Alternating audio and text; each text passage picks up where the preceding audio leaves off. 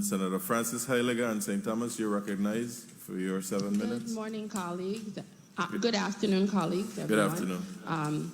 Commissioner Biggs, good afternoon. I have several questions I want to ask. First of all, the ads that you ran earlier, could you give me an example? Are those ads pre-COVID created or post-COVID created? No, the presentation, Biggs or Bosholti? Oh, Bosholti. Thank you. Tourism. Hi. Thank you, Senator Francis. Those were done post or during the pandemic. Okay.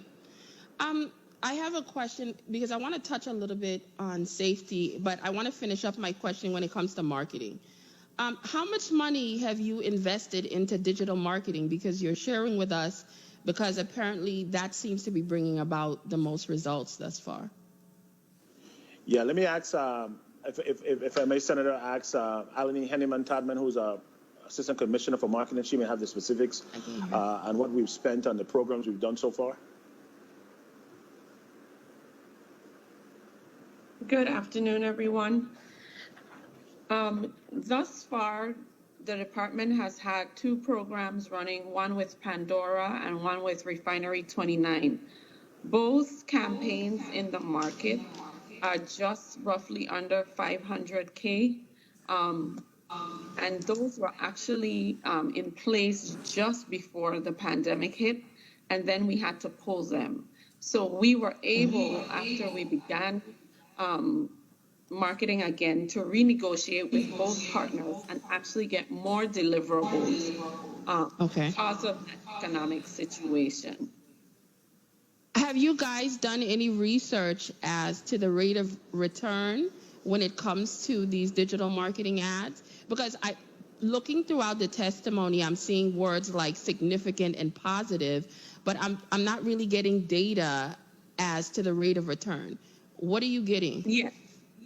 So both campaigns exceeded, and they're very detailed. We'd be happy to share the actual breakdown from both programs, but anything that we do within the market is always quantified and qualitative.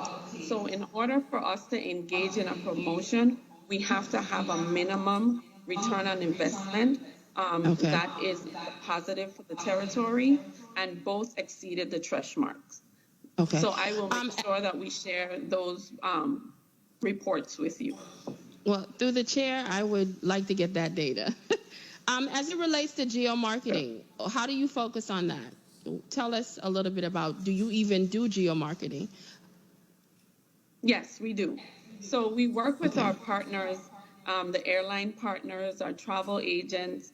The airlines are the best, and now that we have the travel screening portal, it's actually a great tool for us to geo-market, because now we have a direct line to where our travelers are coming from. Before the travel screening portal, though, we used to reach out to our airline partners who would give us a breakdown of the feeder cities and explain to us, for example, a Miami flight may come in full, but it's being loaded through Minneapolis and all the connecting places. And they give us a very detailed breakdown that allows us to geo-target. That is the great opportunity that you're giving in the social and digital market, because it allows you to be flexible. So, for example, if we know there's snow in Minneapolis this week, we can geo-target specifically to them with our social and digital campaigns.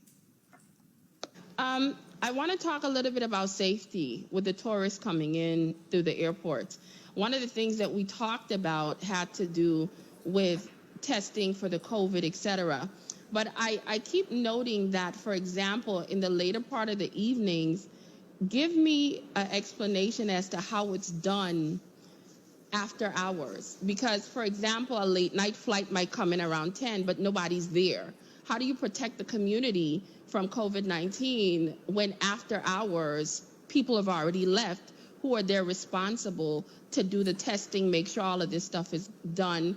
Tell me a little bit about the National Guard and them being there, or do they stay there until the last flight comes in? Commissioner, you want me to address, or you'll take Yeah, this please. one? You can go ahead. Okay, so the process on the airport begins even before the consumer reaches or the traveler reaches. The Okay. travel screening portal has people there 24 hours 2 reviewing minutes. our entries into the territory. So even if you upload at 1 o'clock in the morning with a 6 o'clock flight into the territory, in order to receive that green QR code, you will upload the information and your test will be vetted.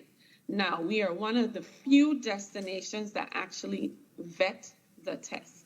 And what that Okay. means is that someone on our team who is HIPAA certified goes and looks at that COVID test, checks it for all the legalities. They need the name, the date of birth. They go as far as to even look to see if the test has the approved fonts that the labs use. And if we have a question, then we share that information directly to somebody with the Department of Health before they are cleared. Department of Health and the Department of Tourism have worked seamlessly to ensure that that whole process of the screening and the approval is done in real time for travelers coming in. Once on the ground now, the National Guard, along with Port Authority and all our partners on the ground, make sure that if there's a flight on the ground, then the screeners are there to meet the flight. So the National Guard now asks for your travel screening portal and ID and the COVID test. So even if it's late night, somebody is always there. That's what you're saying? Port Authority has to have people on the ground to meet the flight. That is based on their regulations as the airport, correct? Okay. Another question. We spoke a little bit about the yachting industry, the marine industry, et cetera, and we have seen an influx of this because of the pandemic, which is a plus for us. But what are we doing in regards to making sure, dealing with our harbors, dealing with waste management, dealing with the protection of our reefs, et cetera? How do we tie that in as a tourism destination with all of these influx of yachts coming into the territory again? Hi, morning, Senator. The Department of Tourism works closely with the Department of Planning and Natural Resources, as well as the Department of Health, along with the Governor's Office, to ensure that we are stewards of our environment. We also are constantly having conversations with the associations that represent many of these yachts and boats to the Virgin Islands Yachting VIPCA Association, Charter Yacht Association, to ensure that they are following all our health protocols first and foremost, and then secondly, ensuring that they understand all of the rules necessary to moor and sail in our U.S. Virgin Island waters. Thank you for the time, guys. You're welcome. Mr. Chair, if I could just give Senator Francis some specifics on the question with the data, with the marketing programs we had in market. Sure, you may. Right, very quickly.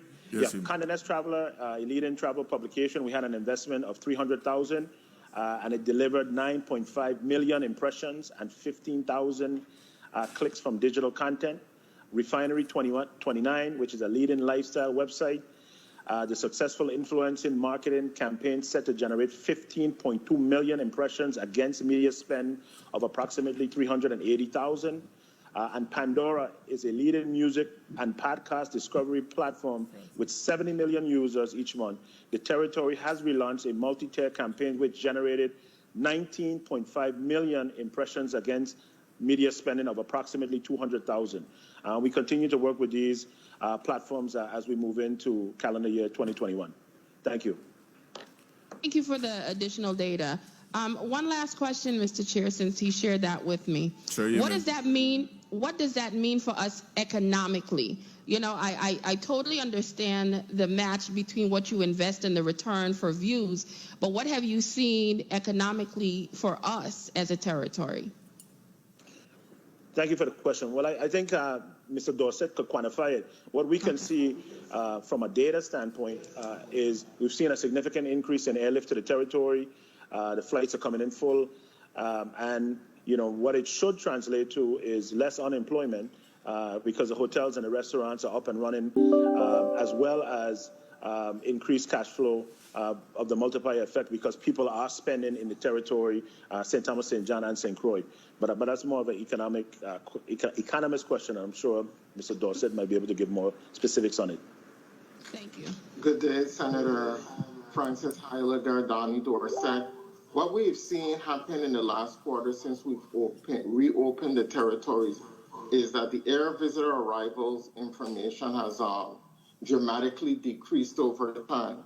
For example, for this quarter here, for FY 2021, it's dropped by 15.1%. The previous quarter, it was 36.8%.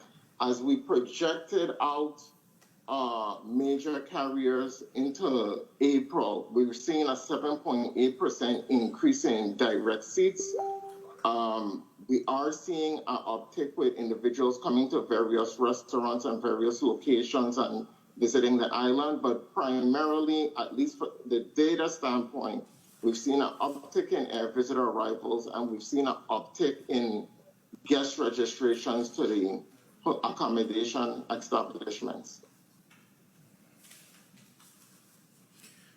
Thank you for your responses. Thank you, Senator Francis Heiliger. Francis Heiliger, you're recognized. Afternoon once again. I would like to make a point of inquiry through the chair to Mr. Bashelti. Can you please provide me with a listing of all marketing contracts as well as cost to include each individual services that is provided by those marketing companies?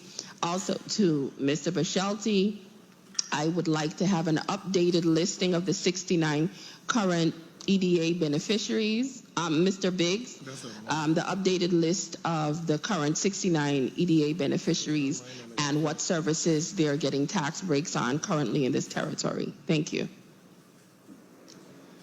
Through the chair. Thank you, Senator Francis Heiliger. Mr. CEO. Yeah, I mean, we'll be happy to provide that to the Senate, but I'd also like you to know that if you go to our website and you look under resources, there's a beneficiary listing that identifies all the beneficiaries, including the industry they're in and the contact information for the representative.